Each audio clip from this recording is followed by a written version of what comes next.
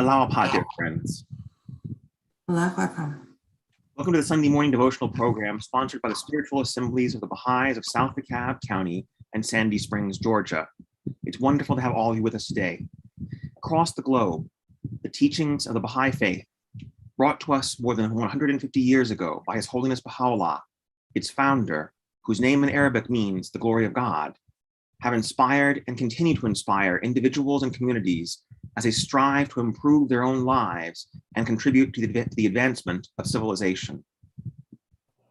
Baha'i beliefs address such essential themes as the oneness of God and religion, the oneness of humanity and freedom from all forms of prejudice, the inherent nobility of the human being, the progressive revelation of religious truth, a gradual unfolding of God's purpose with the appearance of each divine teacher, the development of spiritual qualities, which allow us to reflect the image of God that God made us in, the integration of worship and service so that work performed in a spirit of service is actually being counted as worship in the eyes of God, the fundamental equality of the sexes, more widely evidenced in a setting of equal opportunity, the harmony between religion and science as an established fact, the centrality of justice in all of human endeavor, the importance of education, particularly for children, and the dynamics of the relationships that bind together individuals, communities, and institutions as humanity advances towards its collective maturity.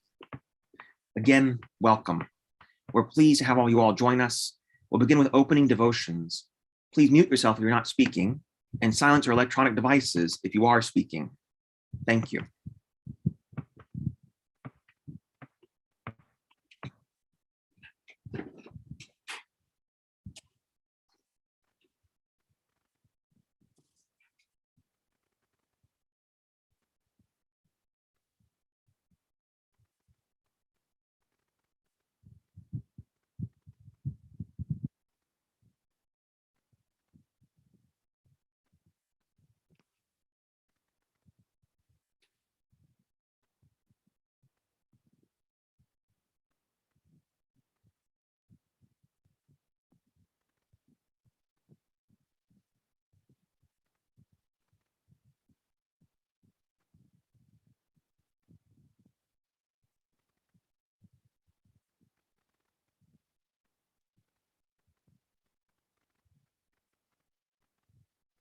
Elizabeth?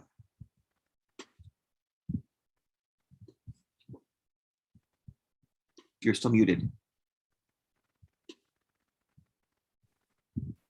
Send down thy blessings, O my God, upon the tree of the Baha'i, upon its root and its branch, its boughs, its leaves, its fruits, and upon whatsoever it beareth, or sheltereth. Him who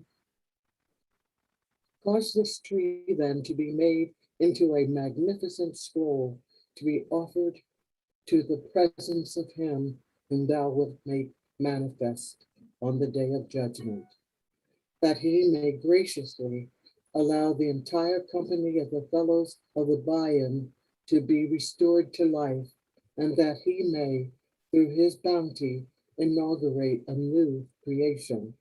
Indeed, all are but paupers in the face of thy tender mercy, and lowly servants before the tokens of thy loving kindness. I beggeth thee, by thy bounty, O my God, and by the outpourings of thy mercy and bestowals, O my Lord, and by the evidences of thy heavenly favors and grace, O my best beloved, to watch over him whom God shall make manifest, that no trace of despondency may ever touch him. Above.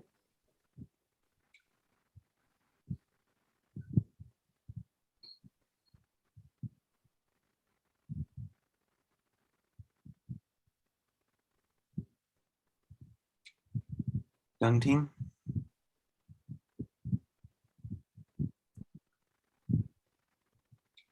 O Lord, provide for the speedy growth of the tree of thy divine unity. Water it then, O Lord, with the flowing waters of thy good pleasure, and cause it, before the revelation of thy divine assurance, to yield such fruits as thou desirest for thy glorification and exaltation, thy praise and thanksgiving, and to magnify thy name, to love, Lord, the oneness of thine essence, and to offer adoration unto thee, inasmuch as all that lie within thy grasp and in that of none other. Great is the blessedness of those whose blood thou hast chosen, wherewith to water the tree of thine affirmation, and thus to exalt the holy and the immutable word, the Bab.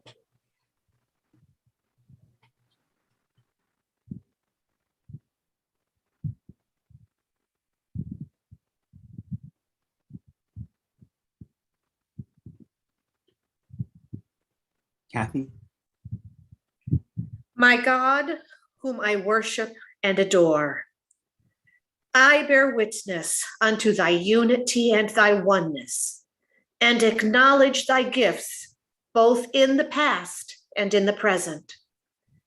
Thou art the all-bountiful, the overflowing showers of whose mercy have rained down upon high and low alike, and the splendors of whose grace have been shed over both the obedient and the rebellious. O God of mercy, before whose door the quintessence of mercy hath bowed down, and round the sanctuary of whose cause loving kindness in its inmost spirit hath circled.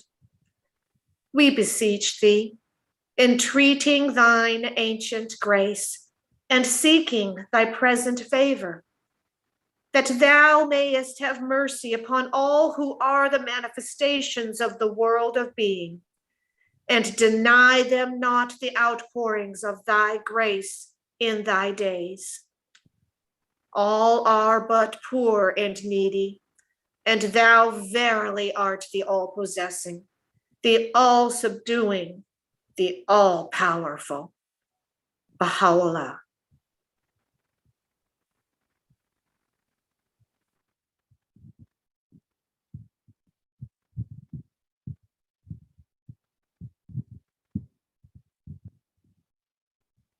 Dorothy?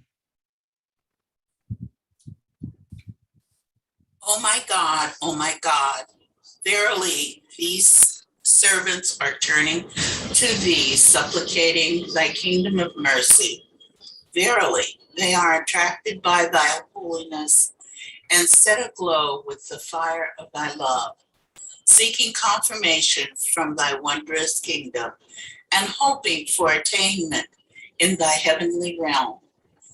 Verily, they long for the descent of thy bestowal, desiring illumination from the sun of reality. O Lord, make them radiant lamps and merciful signs, fruitful trees and shining stars.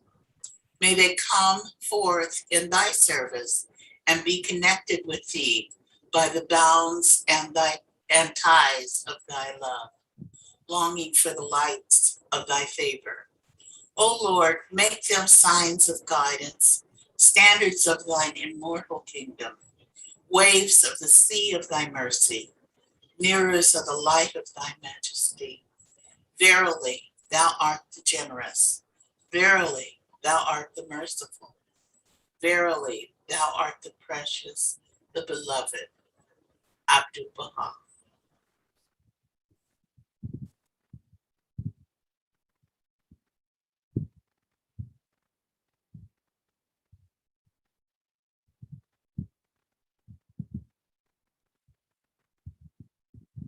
Matthew?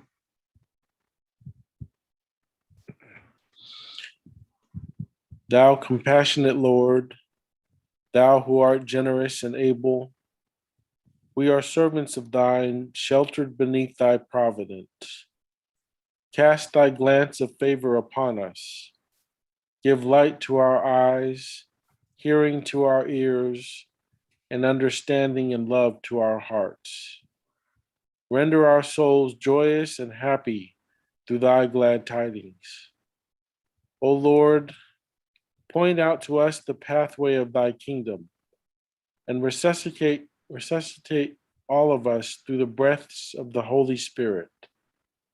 Bestow upon us life everlasting and confer upon us never-ending honor.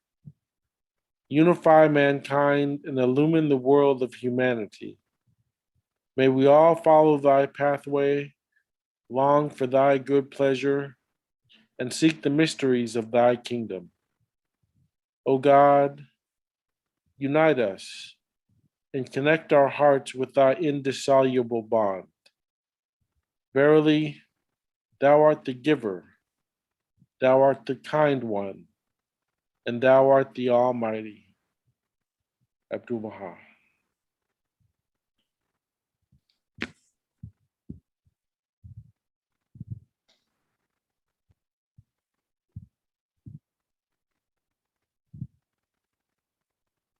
Gwen,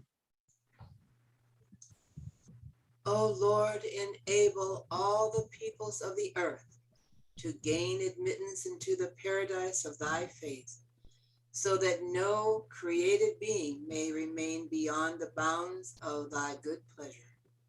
From time immemorial, thou hast been potent to do what pleases thee, and transcendent above whatsoever thou desirest.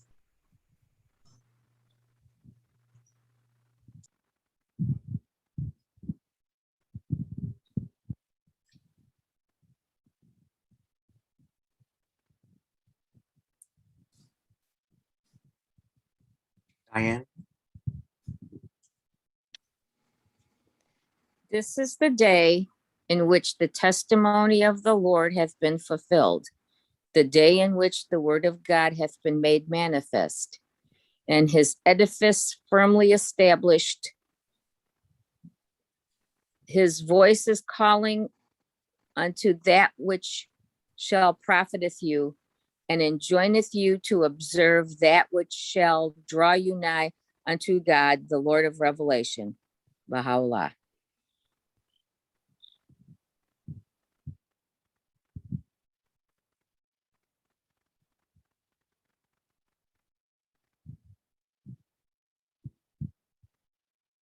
Barbara, When you love a member of your family or a compatriot, let it be a ray of the infinite love. Let it be in God and for God. Whenever you find the attributes of God, love that person, whether he be of your family or of another.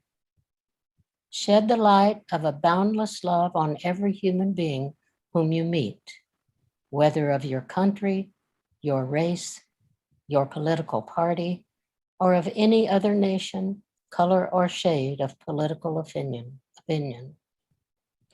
Heaven will support you while you work in this ingathering of the scattered peoples of the world beneath the shadow of the almighty tent of unity. Abdul Baha.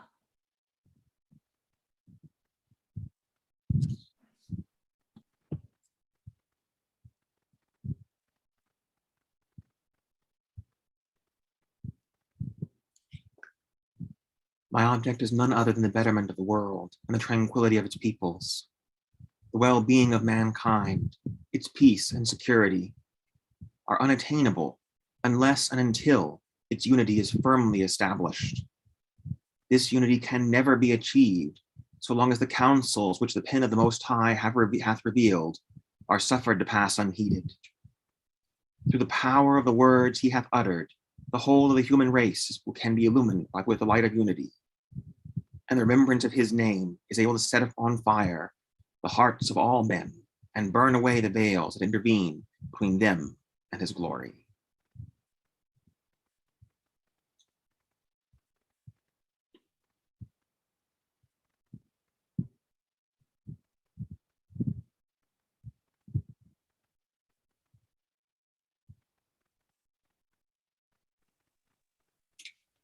Thank you to all today's readers. Next, we're going to listen to a healing prayer.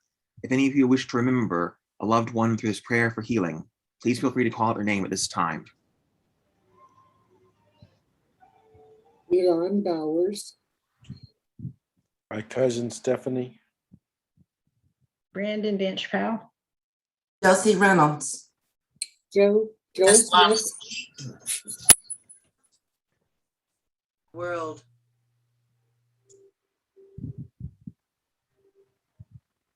America, Harper Sky, and Ayanna Fletcher.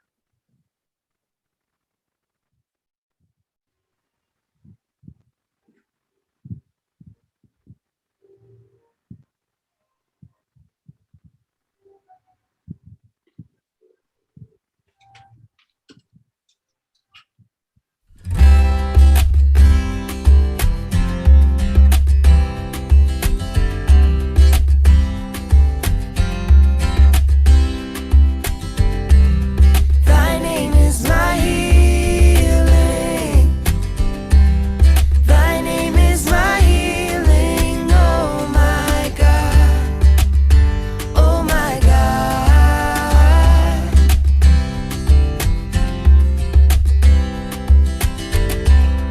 Thy name is my healing.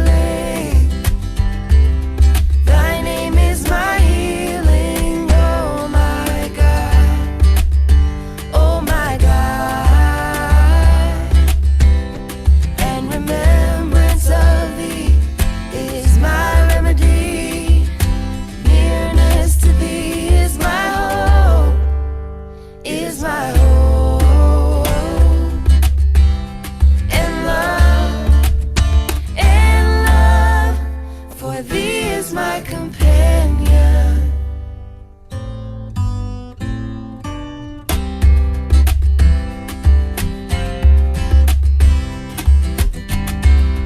Thy name is my healing. Thy name is my healing. Oh my God. Oh my God. Thy mercy to me is my healing in both this world and the world to come. World to come. And love for thee is my companion. Thou verily art the all bountiful, the all knowing, the all wise. Thou verily art the all bountiful, the all knowing, the all wise.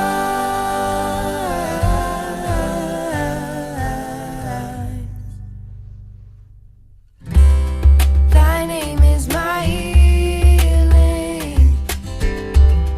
Thy name is my healing. Oh my God.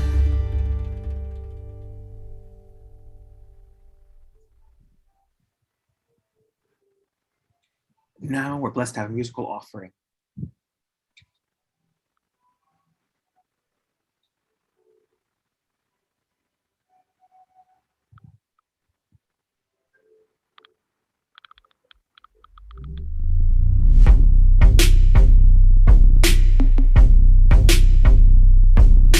Now's the time for all good men to get together with one another.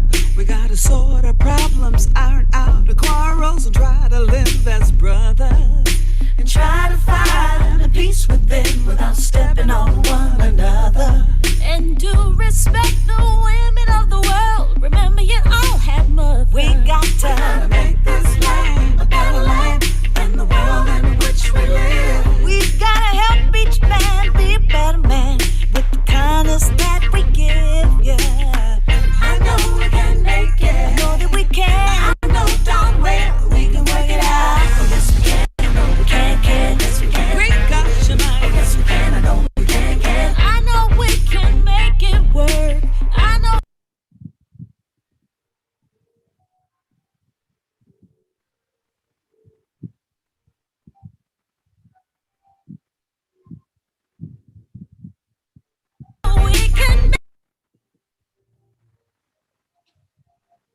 Just a small technical difficulty, not to worry.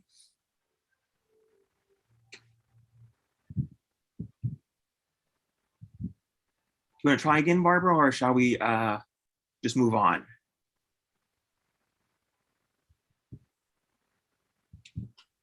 Sorry about that. Got too many things going. We can move on. All right. Well, our speaker today really doesn't need an introduction, probably to anyone here, but let me go ahead and do so anyways.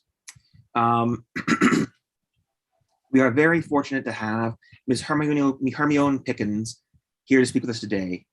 She was raised in the Baha'i faith since the 1950s and declared her belief in 1967. She served on her first spiritual assembly, the Rizvan, after turning 21 years old in Royal Oak Township, Michigan, and with few exceptions has served on assemblies ever since, including Detroit, Michigan at the present.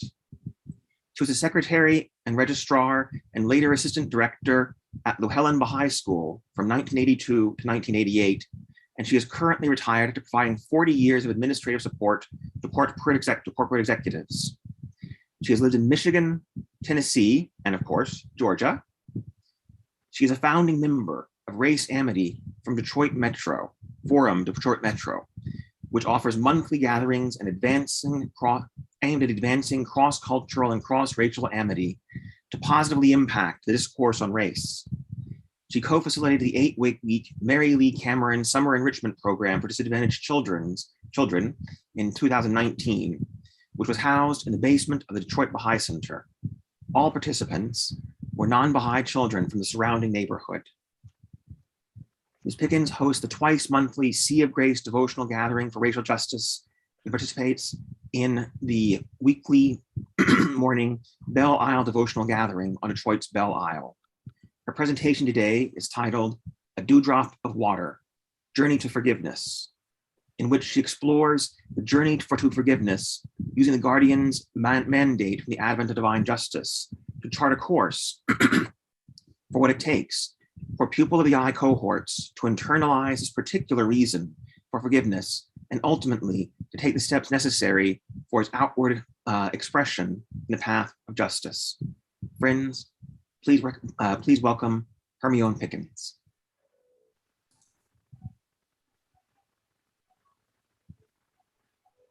Good morning, Allahu Akbar, friends. This presentation was originally prepared and addressed to the pupil of the eye, as Baha'u'llah designated them, and for at a conference last year that was held in June. And I just wanted to say that so that you understand the focus of this talk, it is actually addressed to the pupil of the eye. So Allahu Akbar, beloved pupil of the eye. God is most glorious. Say, praise be God, he is God. All are his servants and all abide by his bidding. Yes, I'm Hermione Pickens from Detroit, Michigan, and it is my extreme honor to be amongst you today. You, the chosen pupil of the eye, you that most esteemed remnant, you that most sacred trust, raised up for a supreme purpose and calling, and what a mighty calling it is. Beloveds, we are in a state of mass bereavement from a deep crescendoing pain spanning centuries, a pain which affects people differently and is expressed by them in different ways, internally and or externally, quietly and or raucously, now and or later or never. To each and every one of you, I extend my love, gratitude, and heartfelt prayers for even attempting to carry on. You are worthy. This presentation, A Dewdrop of Water, is about our journey to forgiveness, and it is a journey. I know many of you have heard this a million times. Well, here is the 1,000,001. Baha'u'llah has referred to us as the black pupil of the eye, the black pupil, because it is black in every human, in every animal for that matter. The pupil is black, black. Had the pupil not been black, there would not have been a reason to compare us to it, per se. Don't know, it seems to me. Abdu'l-Baha, the son of the founder of the Baha'i faith, said, but it is known that the pupil of the eye is black so as to attract the rays of the sun. For if it were another color that is uniformly white, it would not attract the rays of the sun. So the pupil's blackness is neither arbitrary nor flexible, but indeed fundamental, mandatory, a requirement for sight. Every human has a black pupil. No black, no light. No light, no sight, period. The doctors, Chernyavsky, May, and Richard, trained in ophthalmology, also pointed out that the black pupil is the epitome of a hollow reed from which the pith of self hath been blown. For it is the absence of physical structure, they say, that permits it to facilitate the harmonious functioning of all the other components of the eye that make sight possible. The pupil, then, is an aperture, an opening, nothing blocking the way, nothing blocking the light, nothing blocking the spirit, no pith, no self, a most clear path, this hollow reed of a black pupil. The doctors further state that since sight is often described as our most precious sensory ability, we can say that the pupil helps to protect this most precious gift. And when there is very little light, the pupil admits more light through dilating, thus permitting sight even in very dark places. Rosa Parks could see in the dark. Martin Luther King Jr. could see in the dark. Harriet Tubman could see in the dark. Mary McLeod Bethune could see in the dark. Frederick Douglass could see in the dark. Sojourner Truth could see in the dark. Nelson Mandela could see in the dark. Fannie Lou Hamer could see in the dark. Spiritual pupils dilated to the nth degree, a sliver of light, their unerring guide, as were the pupils of countless others, some of whose names we know, and others whose names we may never know, but the light of whose spirits shall never fade. So I'm going to go to my slides now.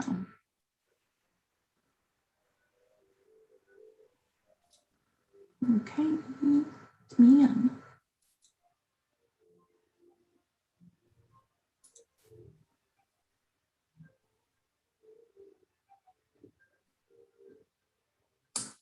Okay. Let's see, for some reason here. I'm going to stop sharing for a second. I'll go here.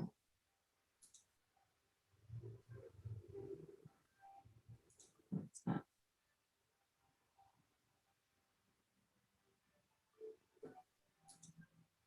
Now.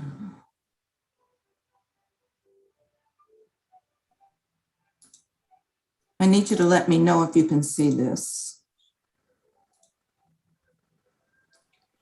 Yes, no Yes. problem. Okay, good. Let me move this because I can't access my. See if I can move it.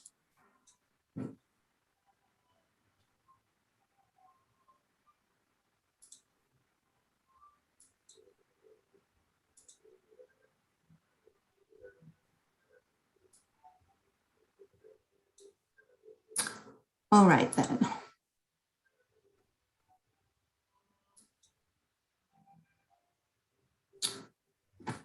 Sorry for that delay. Blessed are the pure in heart, for they shall see God. That's one of the Beatitudes, King James Version, Matthew 5:8. The pure African, numerous such references in Ocean and Baha'i Reference Library, the pure African, revealer of the contingent world.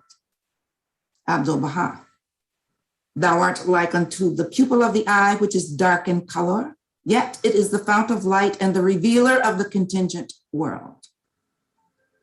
Revealer of the contingent world. That's some kind of special visioning right there.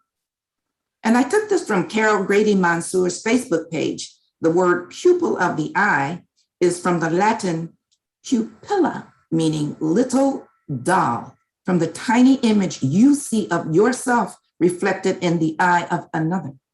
your reflection and that of the contingent world, apparently.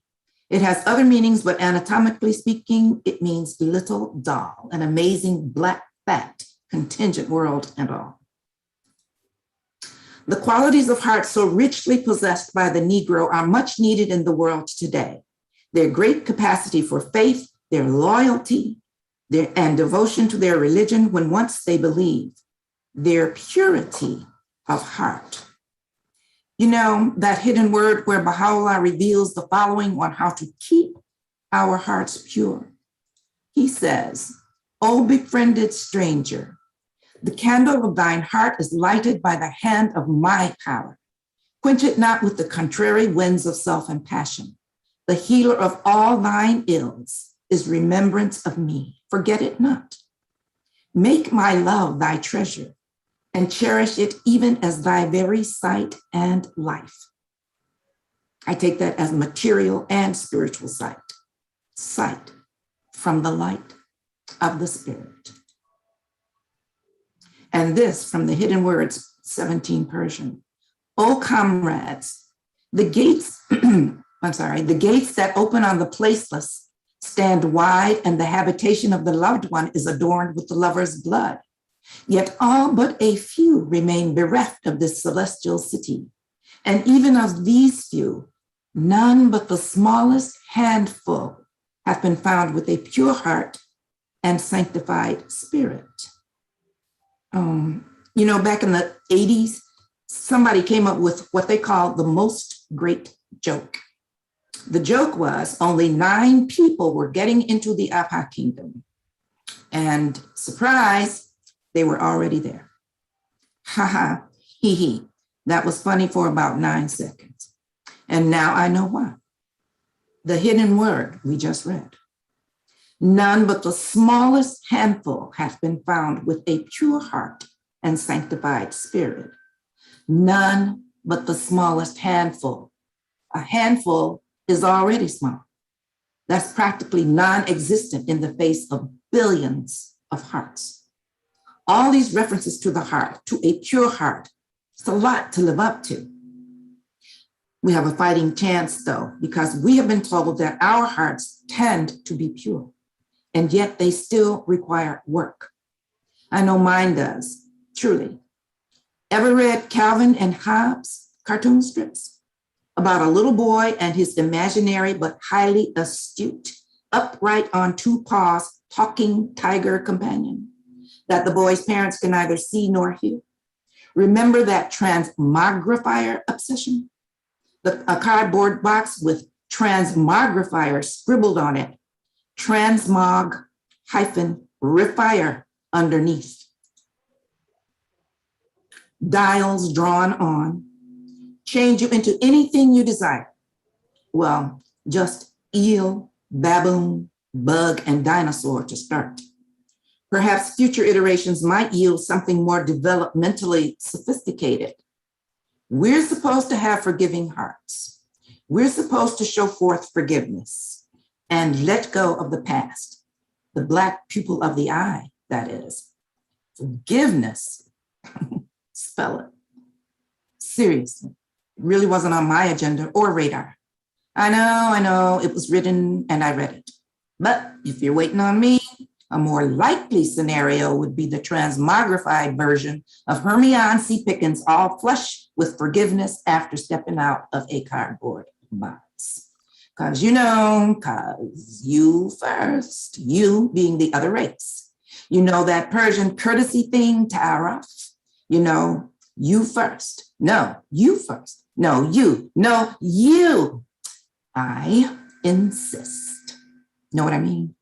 Once I see that you, the other race as a whole, have made visible, quantifiable, certifiable inroads into your entrenched feelings of superiority, your patronizing attitude, well, let's just read it. Shoghi Effendi, the guardian of Baha'i faith, said, "Let the white make a supreme effort in their resolve to contribute their share to the solution of this problem, to abandon once and for all their usually inherent and at times subconscious sense of superiority to correct their tendency towards revealing a patronizing attitude towards the members of the other race, to persuade them through their intimate, spontaneous, and informal association with them of the genuineness of their friendship and the sincerity of their intentions, and to master their impatience of any lack of responsiveness on the part of a people who have received for so long a period such grievous and slow healing wounds. That was from Shoghi Effendi, Advent of Divine Justice. As far as I was concerned, that's all that needed doing. Because there probably was going to be a lack of responsiveness. In fact, I was sure of it. That was my proof that I could just wait on it. You know, do your part satisfactorily, then we'll chat. Unsatisfactory to me equals unresponsive by me. New math, right?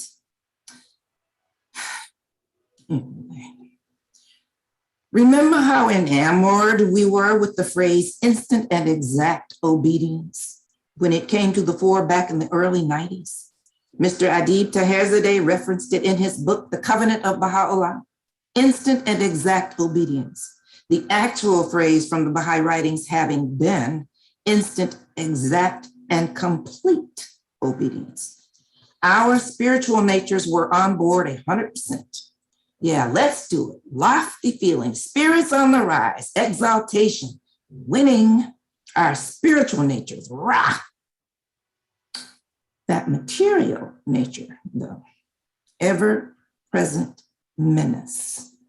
I'll be mostly obedient and only slightly disobedient, and only where deemed necessary, and only in the rarest of cases. Obedience, thwart, and rethwart. That defensive back working, and reworking to foil my touchdown efforts until pass interference. Nuh-uh. Interception complete. The material nature being my own wayward thoughts having strayed from reality, whether one hair's breadth or to the edge of extinction, leading to misguided action or even inaction. Pretty basic lessons, though, learned from this. If this, then that. The that being truly adverse effects every single time, because ain't nobody playing. What we want to try to avoid here are third-degree lessons, like third-degree burns. No amount of Neosporin, Aleve, or baking soda. It will be painful and more than memorable. Obedience, instant, exact, and complete. That's what's asked of us. I'm recalling the words spoken by Dr. Johnetta Cole of the National Council of Negro Women, former president of Spelman College, words spoken at the NCRA Race Amity Day celebration. Actually, she was quoting Eleanor Roosevelt when she said, "We must do the thing we think we cannot do." You know, Baha'u'llah's names are infinite. One of those names has to do with patience. Even when we die, we will all verily be patient in God. Said 19 times, 19 meaning one, unity, all of us, the deceased and the living. How much more so he? Be patient, he commands us in the tablet of Ishraqat, Splendors. Be patient, for thy Lord is patient. I believe I could hear him inhale and hold that breath of patience till a body, mind, and soul had let go and let God. But see, ours is not a sitting quiet patience. Nope. This is an active duty patience. Keep it moving till you feel it click. Yes, keep it moving. But check this. If you've ever had the bounty of having Baha'u'llah guide you, protect you from your own self mostly, and then illumine your heart, might not initially be viewed as a bounty. Perhaps later, when he's all done rearranging those molecules, sometimes he lets us go miles and miles and miles into a complex labyrinth of our own making, which we see as a truly straight path, point A to point B, right? totally confident in its viability, its reliability, its sustainability, and its triumphantly bright end. You've all seen those social media posts depicting our view of life as linear and direct in one frame. You are here with arrows saying go straight there. That's the first frame. Then the second frame, our reality. A convoluted, geometric, multi-layered, indecipherable Rorschach of unknown proportion. That's the reality.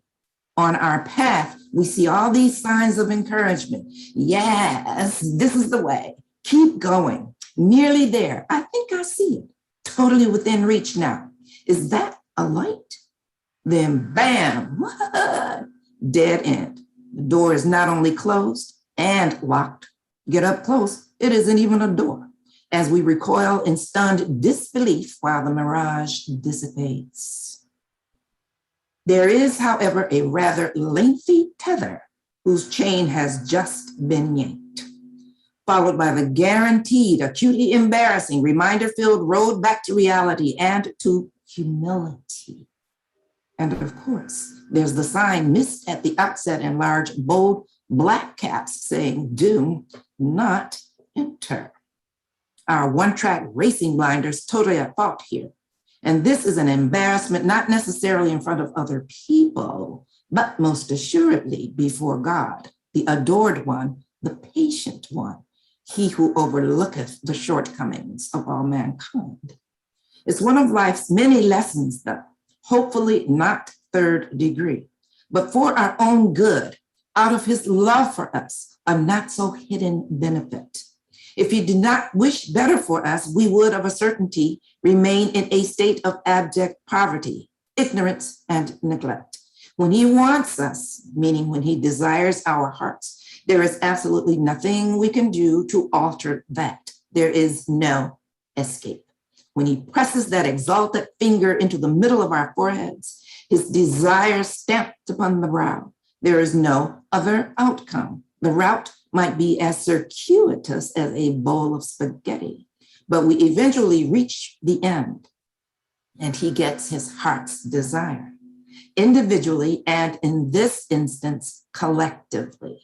For us as pupil of the eye, we have to learn to see with our own black pupil, individually and collectively, not how others see us. Lord knows that's been brandished, branded, and charred enough. Or even as some of us have been made by others to see ourselves. No, we have to learn to see with our own fully dilated black pupil, with unfiltered light from on high, guiding us aright. Motes though we be, still do we gleam in that light. A drop of water. Baha'u'llah says, a touch of moisture suffices to dissolve the hardened clay out of which this perverse generation is molded. Thus, as a drop of water gradually wears away the stone, he says, so must the Baha'i faith engrave the heart of humanity, so that it may be enabled to attain to God's grace, of which it is so much in need. And so must we, as pupil of the eye, wear away the hardcore harshness of racial prejudice through our love of and obedience to the cause of Baha'u'llah. We must engrave this faith on the heart of humanity through our God-given sight, our God-given light, and this God-given plight. A touch of moisture, drop by B-O-T-E, drop.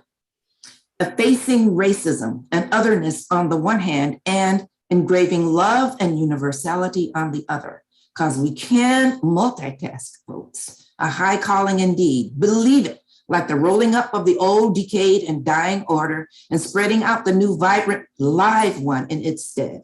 Same exact principle, only this part is our own special, unique task within that process. Because what else is there to emulate, simulate, or imitate? Got our own rolling up and spreading out to do. Singled out for hardship in the roll-up, yes, indeed, but also singled out for glory in the roll-out. Never in the history of mankind has there been such a mandate never on a scale of this magnitude, never with this concise a directive, never with this degree of purpose. This is a much needed thing, as the quote says, the qualities of heart that we possess and the gravure imprint of this faith that we can lay on the heart of humanity. This is a much needed thing. Baha'u'llah says, seize thy chance, for it will come to thee no more. As much as we might wish to stay the course and just see what happens, apparently we ain't got all day. Make that he ain't got all day. We don't want no trouble. No, no, no. So where do we start? Well, we still grieving. So probably not where this one young African-American man decided he would start in order to right the wrongs. He declared that if ever he were in a department or clothing store and he saw anything made out of cotton, he was taking it. Best believe. All jokes aside, where do we start? Technically, we already started with the solid, magnificent groundwork laid by the early Black believers, African and Africa descended worldwide. To them are due all honor, homage, trust, and respect. Have you read Lights of the Spirit by Dr. Gwendolyn Eder Lewis and Dr. Richard W. Thomas, chronicling those lives? Can you imagine, after all the hand of the cause of God Louis Gregory withstood in the name of Baha'u'llah, what he must have been called upon to forgive? Have you read To Move the World, chronicling his journey through the racist backcountry? Where do we now stand in our quest on this journey, this quest to forgive? Well, we know we do have forgiveness in our hearts. Might not be all that evident on contact, but it is there. If we didn't have that capacity, apparently in abundance, it wouldn't be ours to forgive. It's not magic, it's reality. That part about a teaspoon, a cupful, or a gallon measure, we all possess it, deposited within us along with all the other perfections. Recall this from the fire tablet. Thou seest the hearts are filled with hate, and to overlook is thine, O thou concealer of the sins of the worlds. When the swords flash, go forward. When the shafts fly, press onward, O thou sacrifice of the worlds. So what will it take to ignite and inspire us along this path, especially in the face of, in the midst of, in the grasp of the galling clutches of this mass bereavement?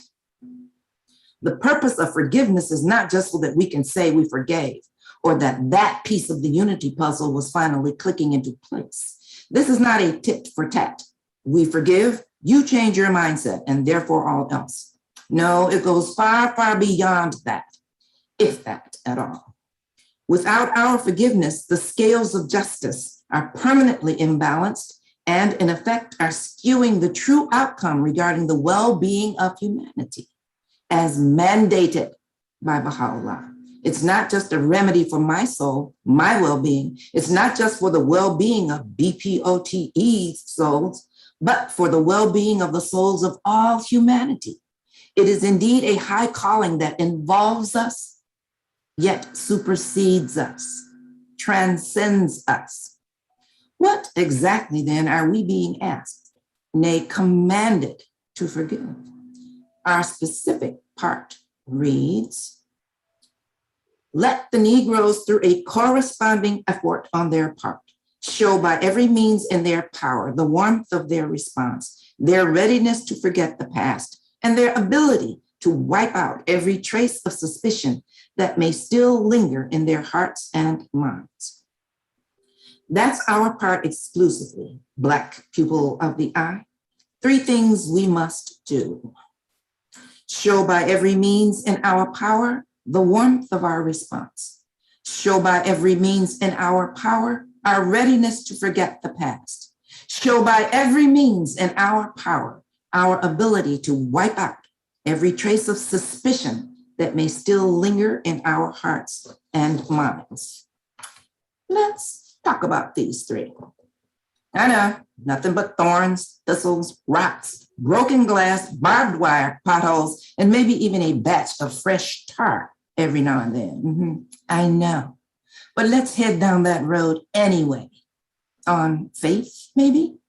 Not that skeptical faith where we're questioning every which way. Not that one. No, I'm talking about the true faith that Abdul Baha'i refers to when he says, as ye have faith, so shall your powers and blessings be.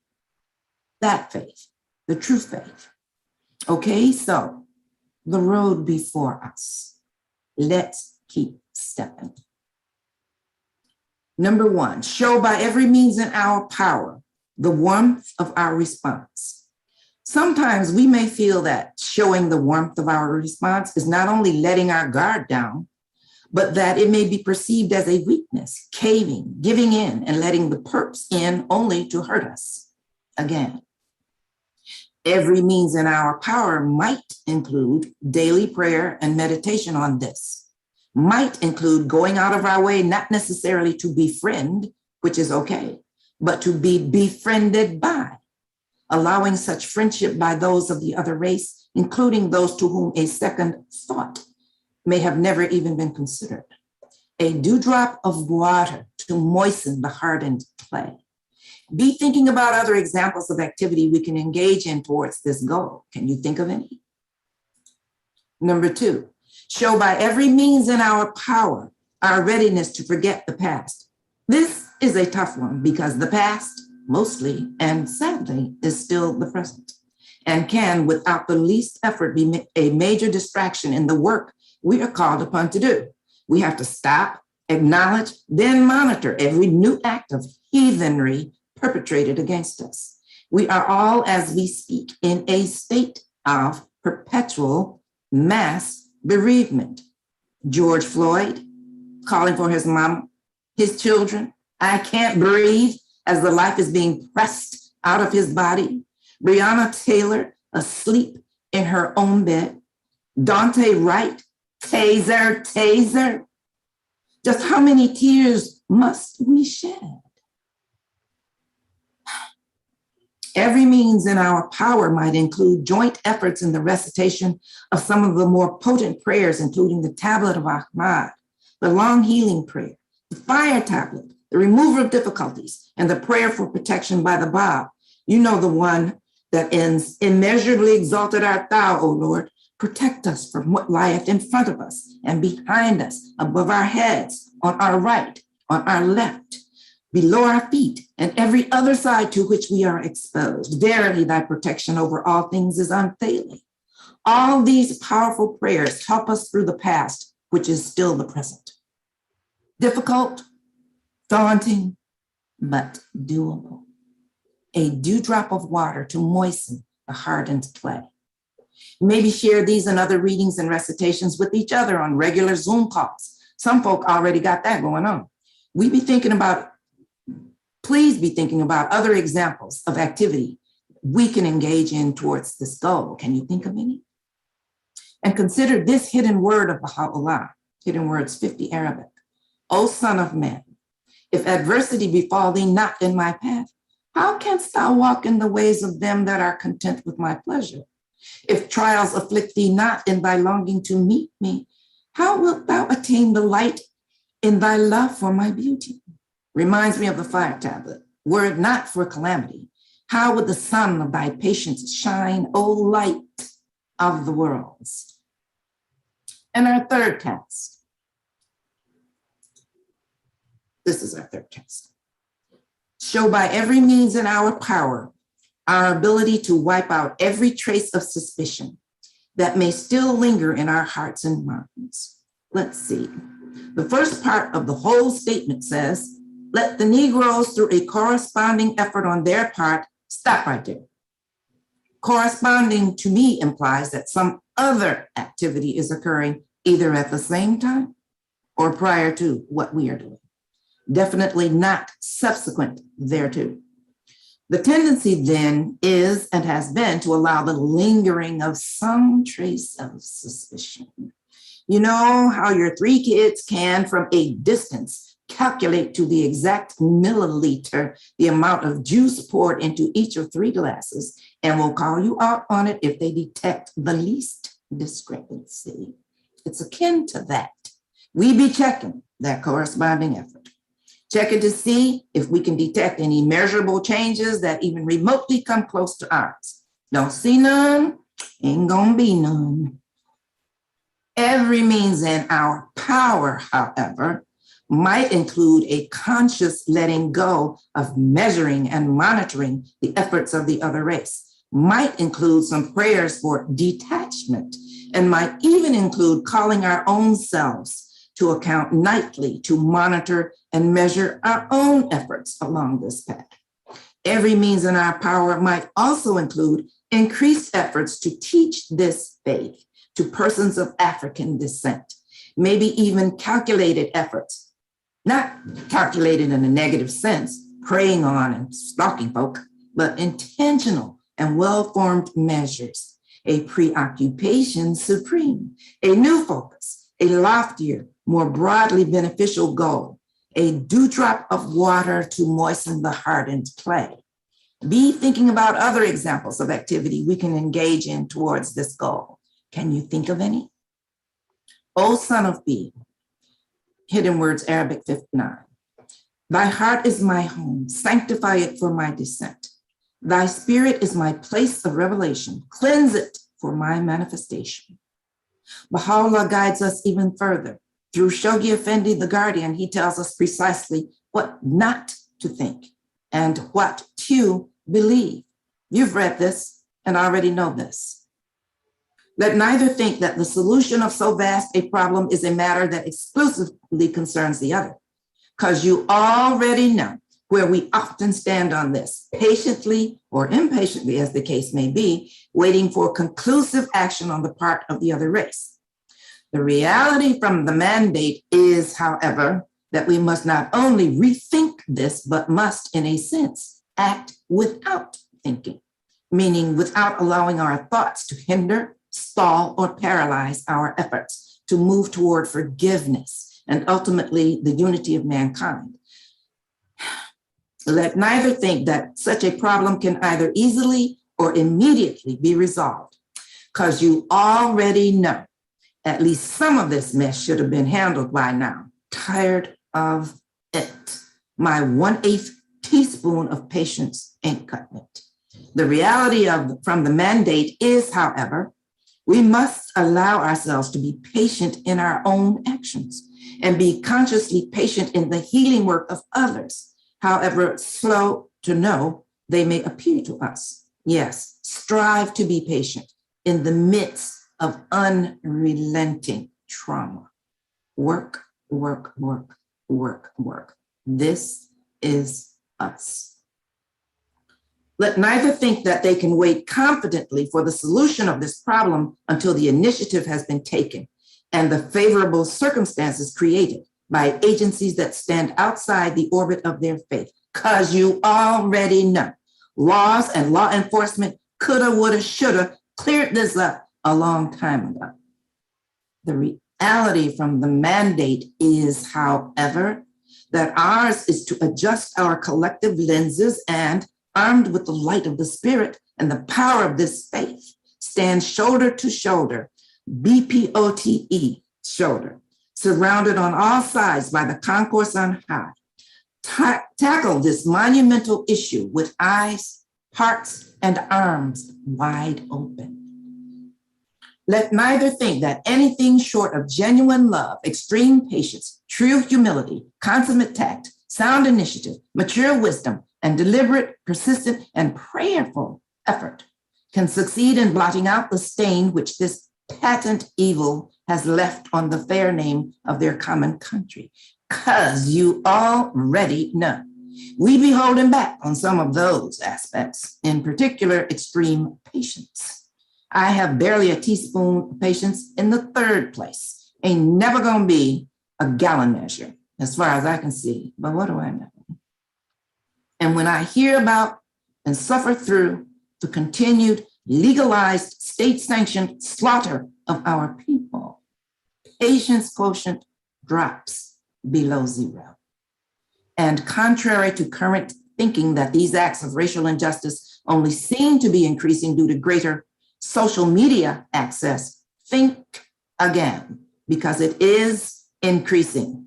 Look, that social media has on a daily basis uncovered incidents of racial injustice neither negates nor reverses the fact that it is on the increase, because it is. Yes, it's been highlighted and exposed incessantly through social media. Inquiring eyes want to see. However, stating that it's always been as it now is and has somehow reached a plateau is inaccurate. Our writings are clear. The Guardian states, "The winds of despair," Baha'u'llah wrote, "are alas blowing from every direction, and the strife that divides and afflicts the human race is daily increasing." Increasing, no plateau. Abdul-Baha in Star of the West 7 warns, "Until these prejudices are entirely removed, mankind will not find rest. Nay, rather, discord and bloodshed will increase day by day." So it ain't increased social media access. I'm just saying. The reality from the mandate is, however, and this, like myrthiolate, may burn just a tad. Racism is on the complete and undeniable rise. We likely haven't seen the worst of it, the antidote of which includes, in the words of The Guardian, the ceaseless exertions which this issue of paramount importance calls for. Ceaseless, never stopping. It is clear to me that this long and thorny road is getting longer and thornier, not less so, and is not pausing for intermittent bouts of justice, whenever, wherever, and however they may present themselves. Lord, how do we go on? One foot in front of the other, I guess, or maybe remember his days during our days. In the tablet to the Christians, La'i Akdas, the most holy tablet, Baha'u'llah says, "The people of the Quran have risen up against us without any clear proof or evidence." Sound familiar? No proof, no real evidence, just make up charges on the fly in order to justify captivity. Without any clear proof or evidence, he says, tormenting us at every moment with a fresh torment. It's now the seeming murder of the week, an innocent Black person's life snuffed out just like that. But here is where they messed up. Baha'u'llah says they idly imagine that tribulations can frustrate our purpose. Lament not because of the wicked, he says. Thou wert created to bear and endure, O patience of the worlds. We are going to survive. We are going to sustain, and we are going to succeed no matter what. As a people, we ain't going out like that, because we will be patient in God, who's going to have his day, his say, and his way. Baha'u'llah says, vain indeed is that which they have imagined. Verily, thy Lord is the one who ordaineth whatsoever he pleaseth. All their wrongdoing will in the end for them have been in vain. There will in the end have been no gain. So how do we get through it all? Well, have we read Dr. Joy's Post-Traumatic Slave Syndrome? So we understand the long-term effects of intergenerational trauma and how to begin that healing process. My standout takeaways are true African heritage and the term cognitive dissonance. Have we read Dr. Ruha's Race After Technology? So we understand how we're being discriminated against in the tech industry by design, often with the aid of unwitting Black coders, and learn how to decode the COBOL programming language of white supremacy. My standout takeaways, datafication and biased bots. Have we read Dr. Derrick's Centering the Pupil of the Eye? So we understand how Baha'u'llah ruptured marginalist, peripheral, anti-Blackness thinking with the most great centering of our existence in the body of humanity. The exaltation of a people. My standout takeaway is instructive, instrumental. Friends, these are not arbitrary, disconnected, solo, coincidental, happenstance thoughts and epistles put forth. These are spiritual primers, K through infinity, that lay it on the line, collectively arming us with bulletproof shields, shock absorbers, helmets, and combat boots to aid our survival as we tread that thorny, pitfall-laden path. They are a single lesson, a single 2020 vision of light for a single cause, the cause of Baha'u'llah. So how do we get through it all? Baha'u'llah. O Son of Man, put thy hand into my bosom that I may rise above thee, radiant and resplendent. Hidden words, 60 Arabic. Through love, faith, and obedience. That's how. And the fifth and last admonition from Baha'u'llah through the Guardian, let them rather believe and be firmly convinced that on their mutual understanding, their amity and sustained cooperation must depend more than on any other force or organization operating outside the circle of their faith. The deflection of that dangerous course so greatly feared by Abdu'l-Baha and the materialization of the hopes he cherished for their joint contribution to the fulfillment of that country's glorious destiny. Because you already know our understandings ain't exactly mutual, nor accompanied by sustained cooperation.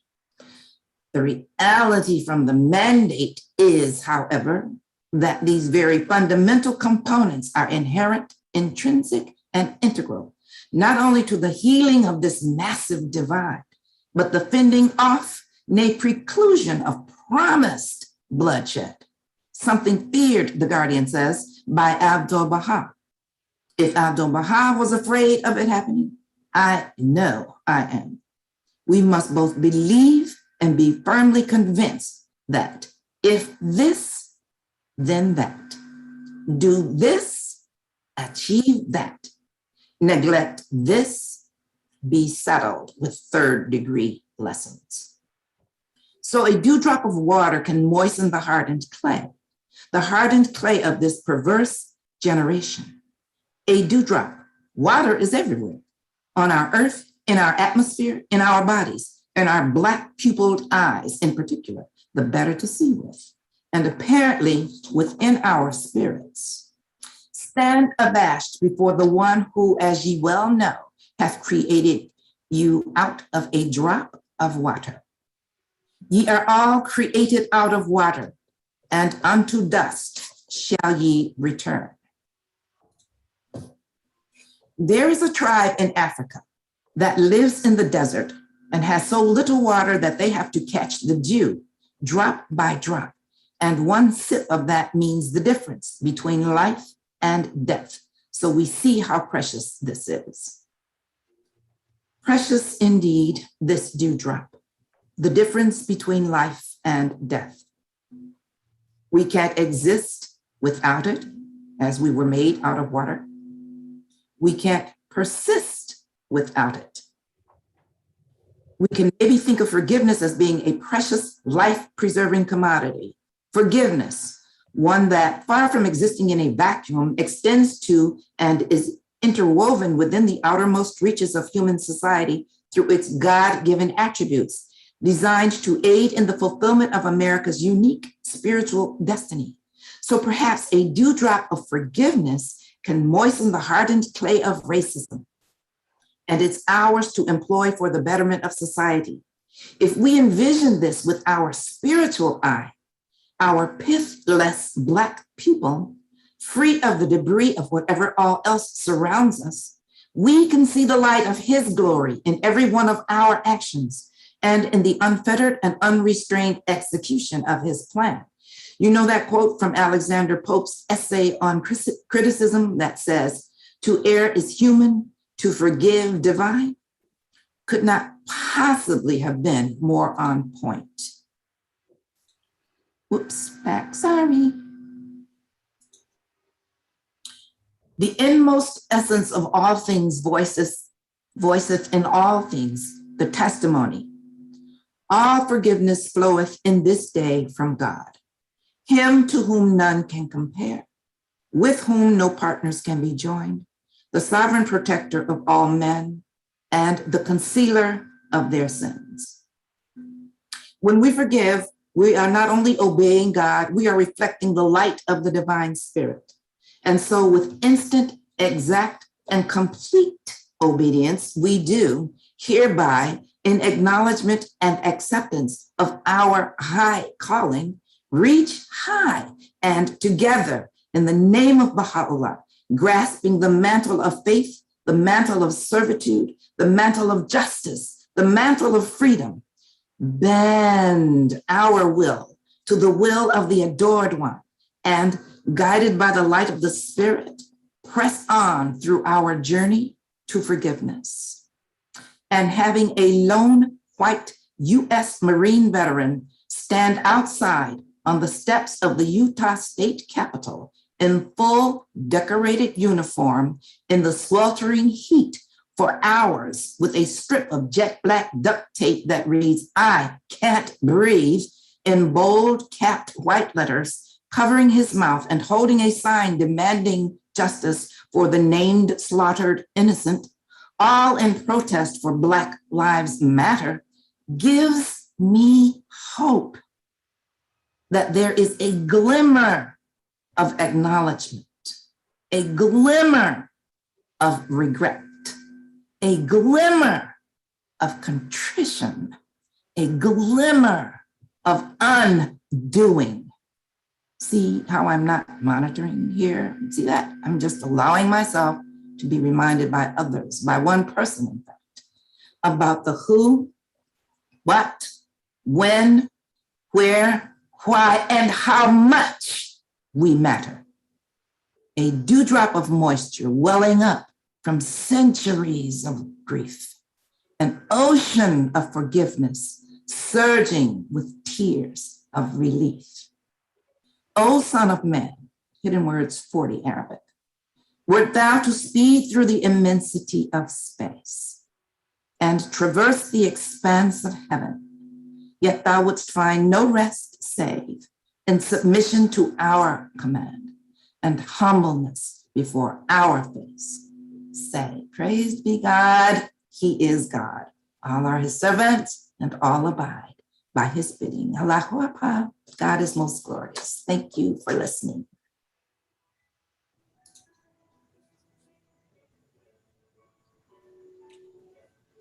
Thank you, Hermione. That was unbelievably powerful and inspiring as well. Does anyone here have a question? We've got plenty of time today to take several questions or thoughts for discussion. Well, I want to acknowledge I have a relative who is here, a couple of relatives. I see my niece, Wanda Pickens, straight out of Detroit. Hi, Wanda, it's my Wanda. And Natalie Nightingale, my niece, my sister's daughter, my other sister's daughter from Atlanta area. I can't see everybody that's on here. Hi, Hermie. Josie. Hi, Wanda. Hey, Josie, I didn't see you. You're on the next page. My sister, Josie Reynolds.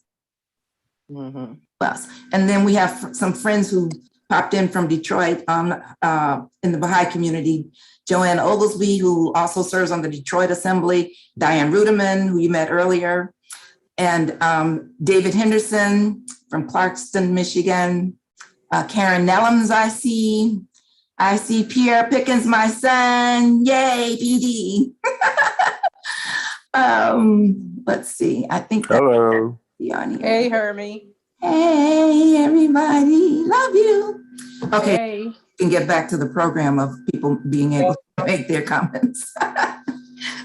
Hey, everybody.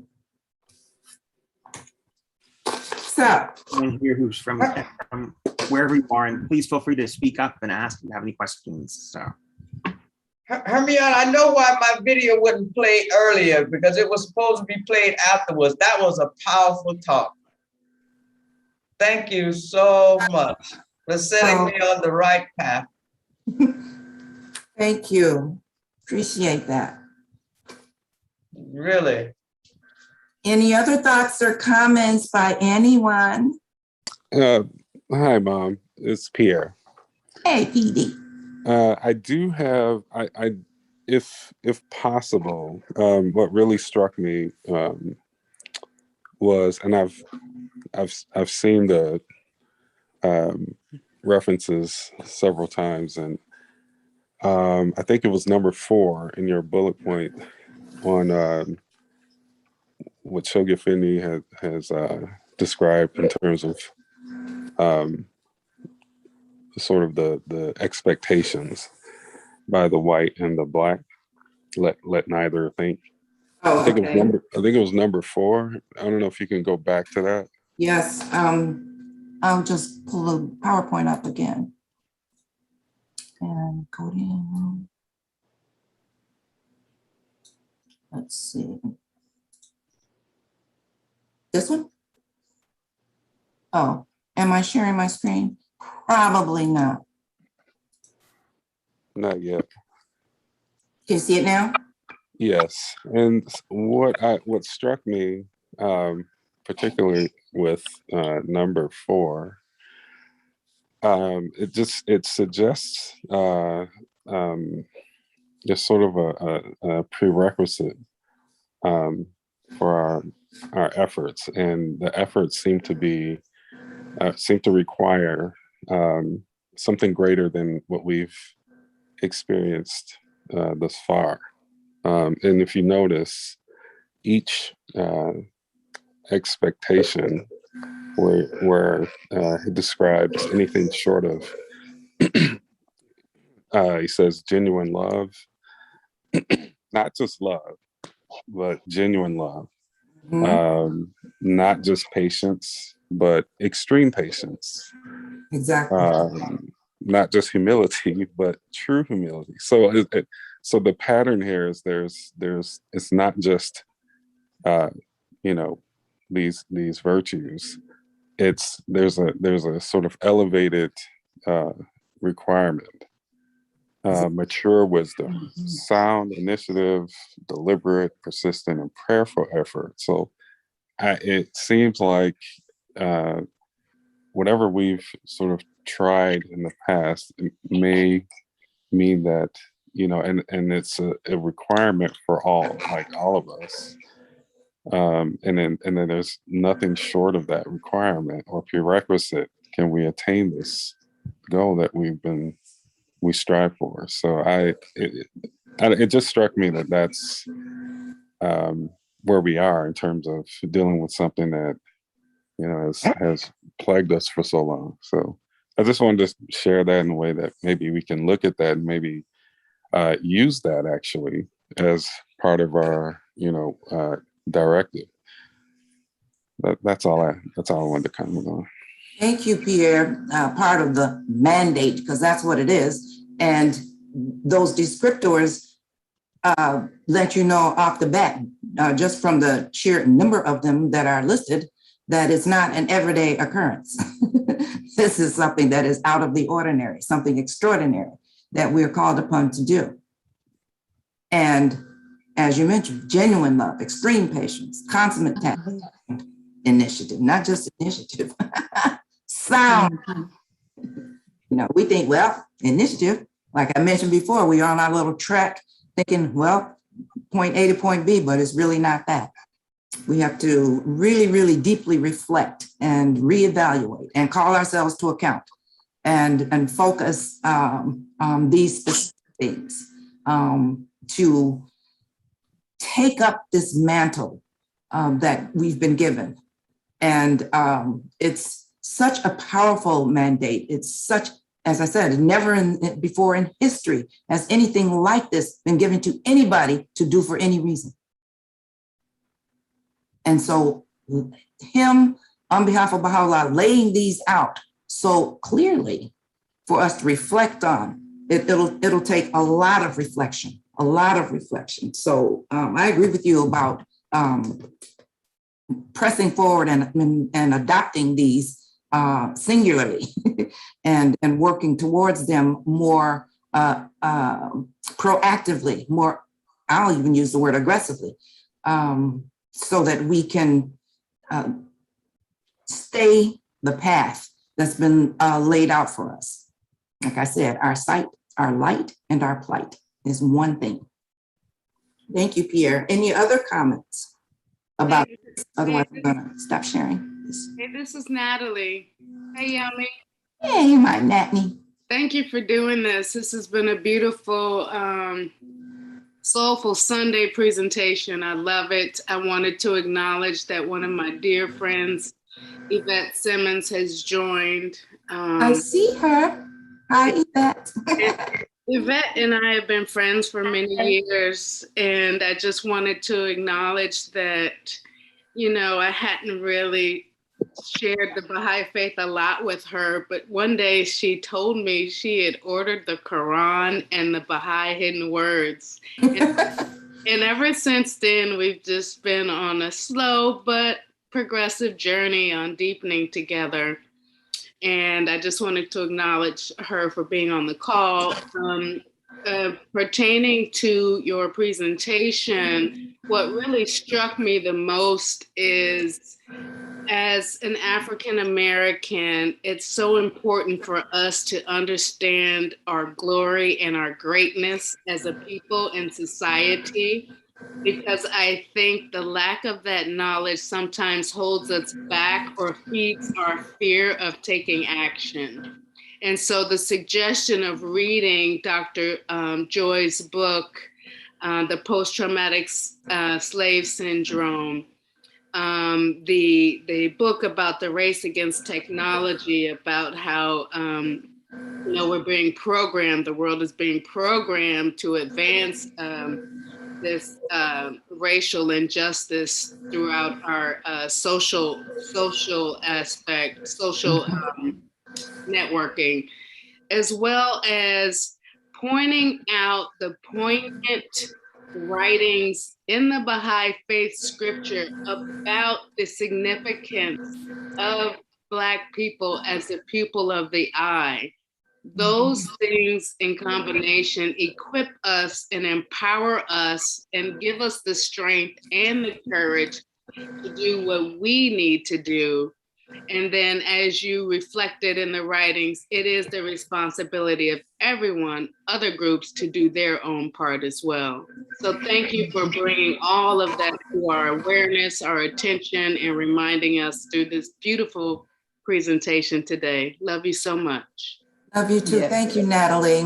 Those points that you made were actually really on point, and so absolutely apropos and on time for this presentation. So thank you for that, little Natalie. Hi, Hermione. Hi, Matthew and David. I guess were you raising your hand too, David? Oh, whoops. Okay. No, Matthew. I just wanted to say thank you. And this was a presentation rich with expensive jewels. And I think something that really stood out to me was the power of forgiveness, and that it comes from God, and that it's just a matter of me getting out of the way and being a pure channel for God's forgiveness to reach other people, in the light of that forgiveness, to reach other people and help me on the journey towards recovering from racism. And just perfect. Thank you. I love the way you put that, Matthew. That was perfect. Thank you. Hi, Hamel. I have a very quick question. Okay. First of all, can you hear me? Oh, okay. Continue. I didn't. Yes. Okay. I just want to first, of course, thank you very much for a very powerful talk. It really gave me a lot of thoughts. I want to quick share one comment and one question. One comment is about the dewdrop of the water, like how powerful just a tiny little water it can be. It just reminds me, because Stephen knows this better, because in Chinese philosophy, we emphasize like the water, the power of the water is actually can be more powerful than the hard stone.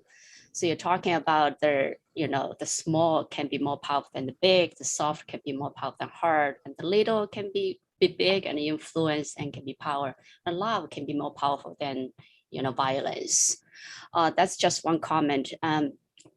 Just really reminds me, even though sometimes we may look weak and small and then, but we still have the power, the true power to change. Another one is a question, because last week we had this conversation also about how do we remember the history, visit the past and remember the past. So that's the question I'm kind of struggling is like, how do we balance this forgive their past and forget the past? Does forgive the past meaning forgetting the past? Or so maybe I would like to hear your thoughts on Okay, that. so forgetting is when somebody does something to you and you say, oh, well, forget about it. They don't forget it because it's already been imprinted in their minds. However, they don't lead their lives based on that action per se. They don't do everything based on that action. They don't let, as I was mentioning before, it should not paralyze us. It should not stall us or prevent us from moving forward. It should be forgotten. I need a little water. Excuse me. Sorry. It should be forgotten if it's allowed to paralyze your efforts, if it prevents you from serving this faith and serving humanity, if it prevents you from reaching out to other people or allowing other people to reach out to you. If all you can think about is the past, then yes, it should be forgotten. But it should not be forgotten in the sense that it did occur. It's how certain things were shaped and molded. It's part of our ancestry. You have to understand and unravel what has happened in order to move forward in a lot of things. And that's where actually the 3 books that I mentioned, there are other books out there, but I mentioned those 3 in particular because, like I said, they're like spiritual primers, K through infinity, because Joy's book teaches us so much about our African heritage that we never knew. And there are things that are happy, and we'd be thrilled to know. There are other things that are not so. And it's the same thing with having been held captive and having been used to build an economy in a foreign country. No one's going to ever forget that. But the part about forgetting the past is not just clearing it from our minds entirely. It's stopping it from having the effect of preventing us from moving forward. So you have to look at it in that context and not just, oh, well, it said, forget. You don't just forget, but you figure out how to move on, even in presence, even in the midst of it.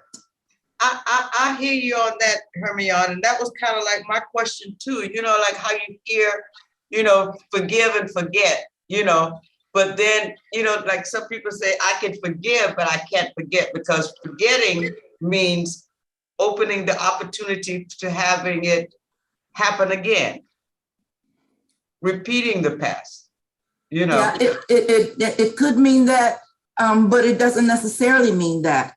But forgiving has to do with hearts, and we have to understand the relationship of hearts from the spiritual vantage point, which is, Baha'u'llah said, you can have anything you want on this planet, but I'm taking all the hearts. The focus, the point is that our connections, this forgiveness is a heart connection. It's not just in a vacuum. Well, here's forgiveness over here. I'm right here. I'll, reach in my bag, pull some of that out, hand it to you. It's not like that. It's a heart-to-heart connection.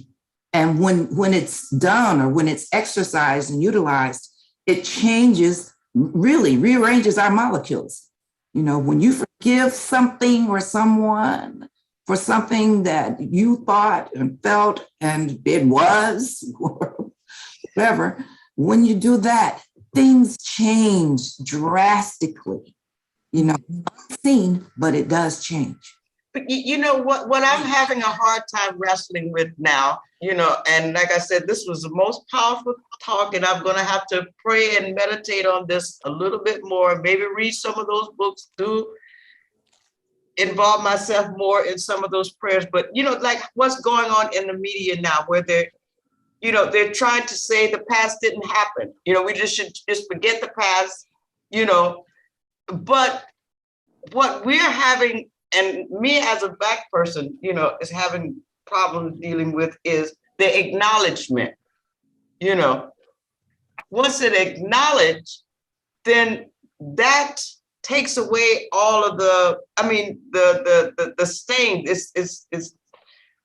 I feel that we've been, even to some extent acknowledged, but just saying that it never happened or that's not the way it happened. And, so how can you move on and forgive in that element, with all of this mixing going on?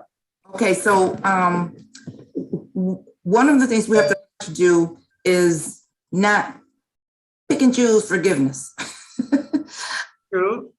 We can't pick and choose forgiveness. We have to think about this in an overall sense. I'm saying that because there are people who are never going to allow you to believe that they did anything wrong. Now, that's just a fact. And so when you can forgive individuals, you can forgive a group of people, you can forgive the whole world. The thing is, why are you doing it? And what are you expecting from that? Because like I said, it's not a tit for tat. It's just something that we must do. And if we are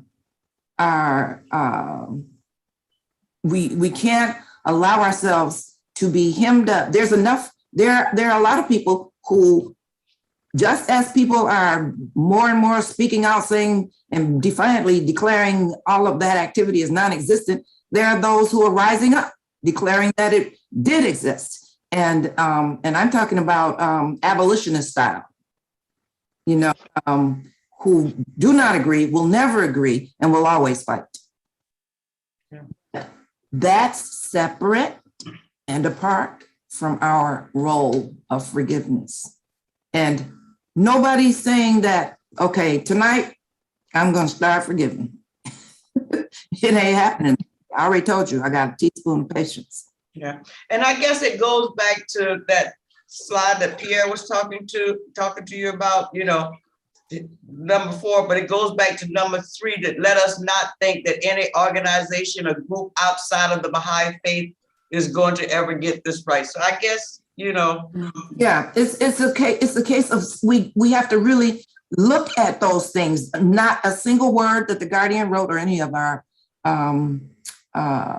proponents of the major proponents of our faith wrote have any insignificance. Every a and the means something very specifically, very powerful. And so everything that he wrote in those sentences, we could spend the rest of our lives reading those, contemplating, discussing with folks, and come up with insights and never fully flesh them out. So it's stuff that we've seen before, and sometimes things that we've seen before we put up on that shelf back in the closet, close that door, and go on outside to have dinner at the restaurant. But those are still there. They're still valid. They still have power. They still have meaning. They are waiting for us to use every day, all day. They are inexhaustible, and we are not. So our job is to take advantage of those things because Baha'u'llah gave them to us to take advantage of them. He gave us his great grandson in order for us to, who to me wrote with a diamond stylus.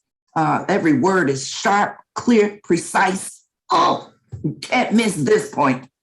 And that's the way the Guardian wrote to me. That's my thinking. And those particular points, those 4 points, let neither think, let neither think, let neither think, let neither think. Don't even think that this is the case.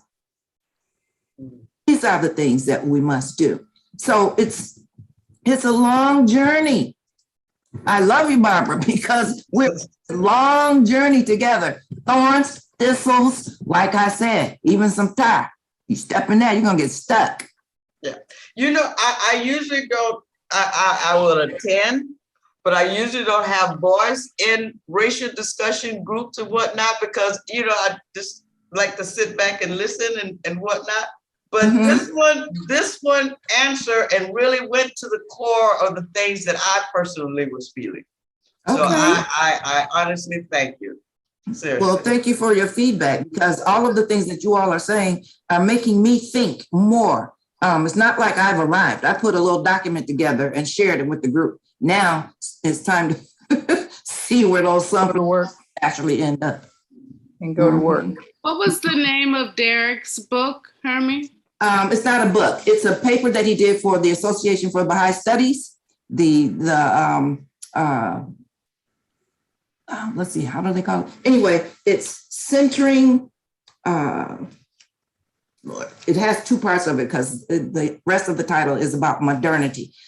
I can look because what I ended up doing was this Dr. Derek, he writes, I did a whole separate vocabulary list that I extracted from his paper because I had to know what those words meant. That's the way he presents. But he taught, it's called centering, what did I say? The pupil of the eye. Yes, but he uses the word modernity. Oh, right. Hold on. I'll try to find it for you now to let you. And I have it. I have it, and I can email you anybody that wants it. I can email it to you. If you put your name in the I'll put my name in the chat box. And here it is. I have it.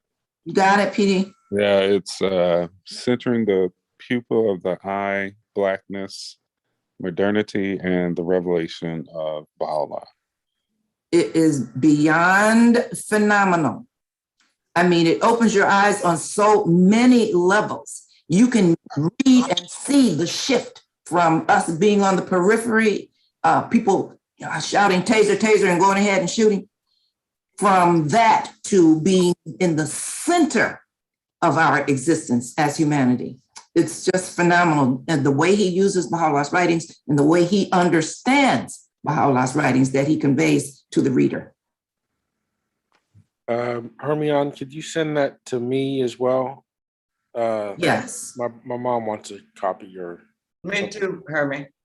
Okay, it's available on YouTube, looks like. Okay. Okay, so do you all want me to send it to you or get it off YouTube? Send it. Okay, Barbara, I have your email address. Matthew, I don't have yours. What is it? It's Matthew, all small letters. If it's email, it doesn't matter. Okay. Matthew Taylor. Yeah.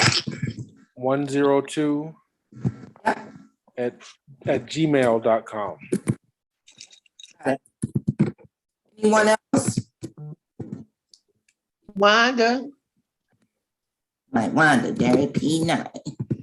Mm-hmm. Who else? Is there a way that you can put it in the chat box? The actual file? It's on the AES journal. It should be online. They're open access now. So can you run the title by again? Let me, because I have it on my computer right here. That was the next thing that I was going to put on my blog, was his talk and some comments about it. Let's see.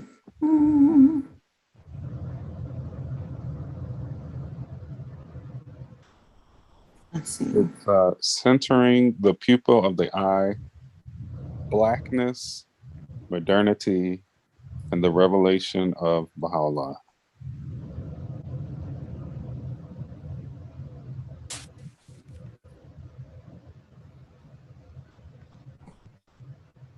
Let me see if I can drop it in here. Okay, so I have it here. What would be the best format? Because I have it as a. I'm gonna try to drop it in this chat. Can I do a word or not on here? Or I dropped the YouTube link in the chat. Oh, good. Thank you, Natalie. I just put the PDF in there. I don't know if it works. You can check it. Let's see, everybody. Well, while we're thinking about this, I want to you my thanks to Hermione. You know, last year I read, sadly for the first time, I should have read this much earlier, but I read the autobiography of Frederick Douglass for the first time. And ever since then, this quote from Jeremiah that is towards the end of the book has echoed in my head, because he's speaking about America, and he was shall I not visit for these things, saith the Lord? Shall not my soul be avenged on a nation such as this? And the reason it stuck with me was that especially after reading his autobiography, there was no answer to that from my point of view. I could not in any way say that it seemed utterly just, basically, that, divine vengeance seemed quite appropriate, actually. And I'd forgotten, because I read it so long ago, the part of the Advent of Divine Justice where Shoghi Effendi discusses this issue in such detail, and I need to go back and reread that. But I think it did show me, I think, how the faith does answer this question of what do you do when there is such a horrible stain and a horrible crime in the past that you can't just pretend didn't happen, because it continues to live, to this day. I mean, it's, at any rate, thank you very much. Oh, you're welcome. You're welcome. And I think it's just going to rekindle, renew our spirit of empowerment in what can be done, so that we don't feel helpless over the things that are happening in our society. This powerful roiling disintegration in society, and sometimes thinking that the building up part is not as powerful or as prominent or prevalent or whatever, but it is actually more so. It's kind of like what was that? Close Encounters of the Third Kind, where all you saw was this little, and then all of a sudden you see this big, massive. Well, that's the Baha'i faith, the big, massive, and in the midst of all the rest of that stuff. But these comments are inspiring me to figure out how to incorporate these details, and they are details, they're not generalities, more into how I affect change in my life, what efforts I can put forth.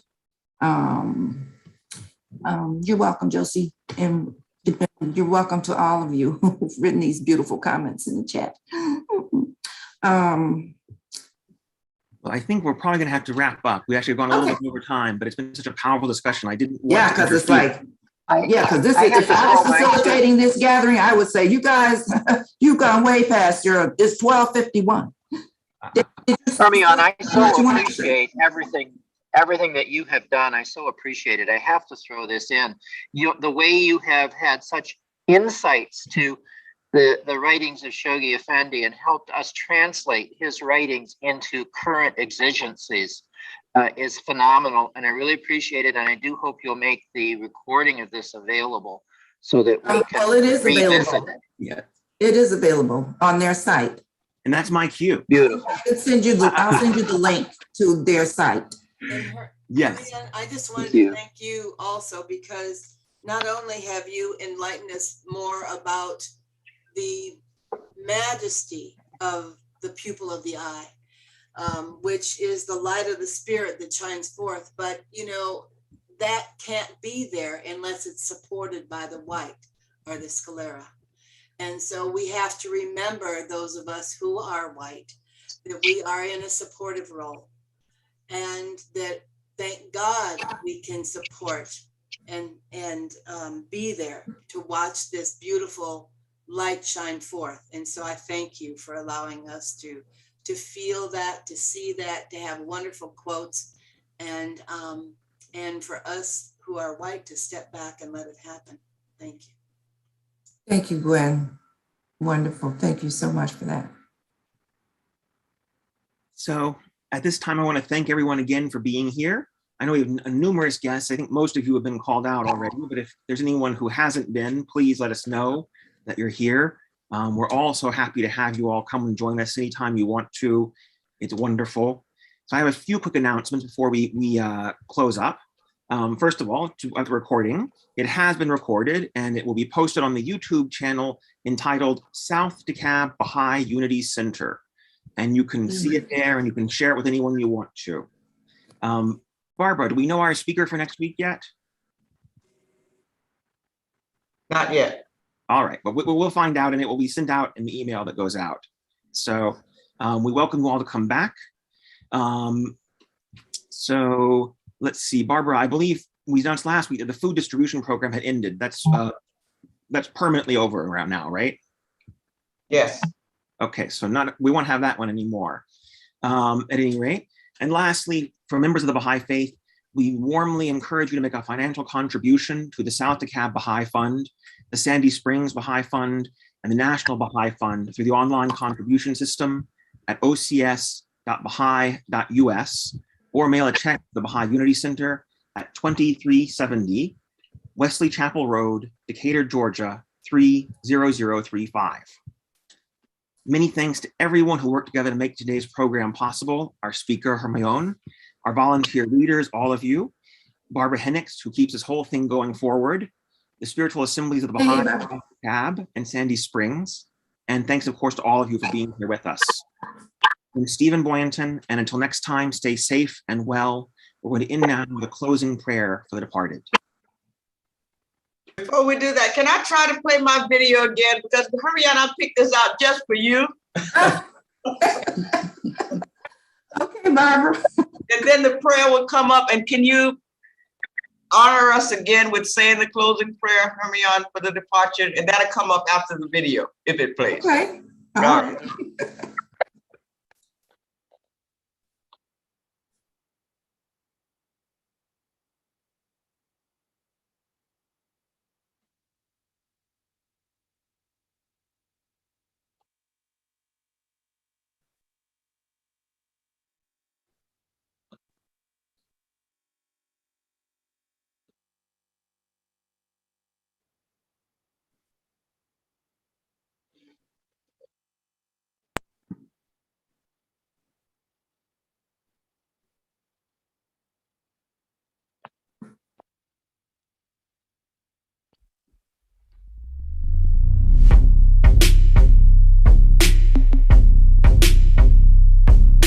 Now's the time for all good men to get together with one another.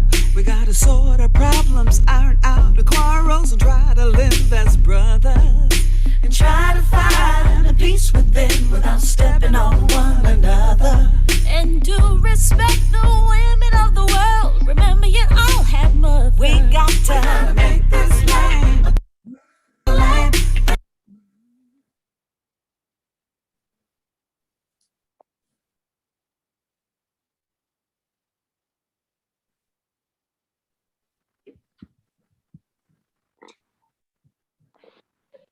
I don't know what's going on. That's how things happen when it's time to go. Yeah. Do you have the prayer for the departure? You want me to, which was the one that you just had up there? You want me to say that one? That's the longer one. Oh.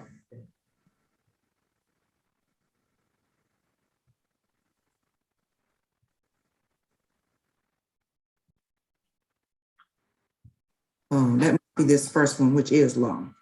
Can I read the short one? Yes. Oh my God, O thou forgiver of sins, bestower of gifts, dispeller of afflictions.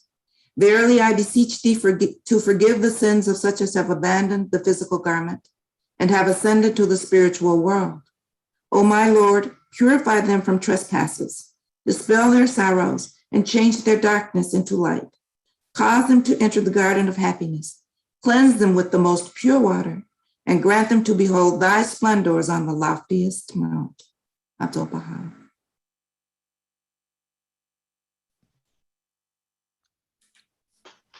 Thank you. Laobha. Thank you, Hermione. Good to see you, Josie. Alapa. Hi, everybody. Good to see everybody. Laobha. Aloha. Bye. You, Elizabeth. Hi.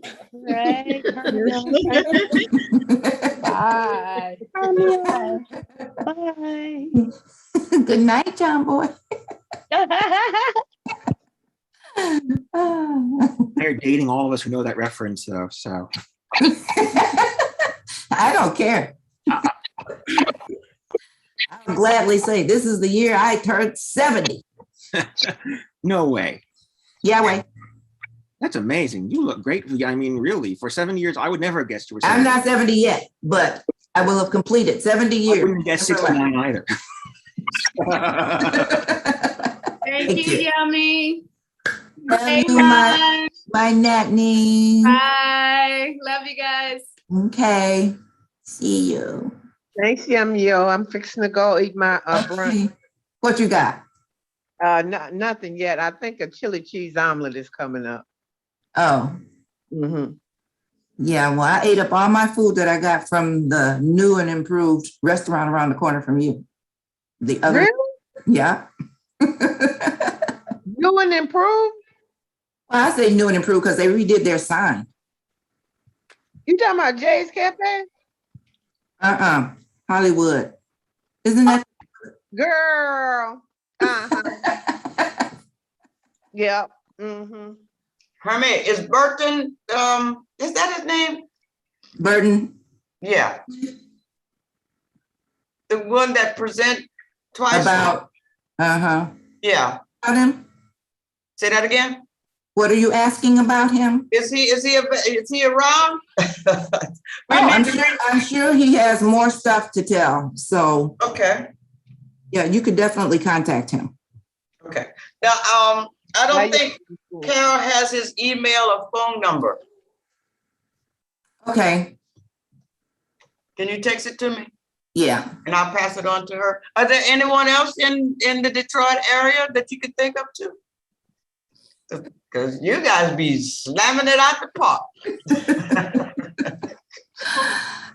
I can't think of anybody at the moment, but I might be able to. I have to think. Okay. All righty. Good deal.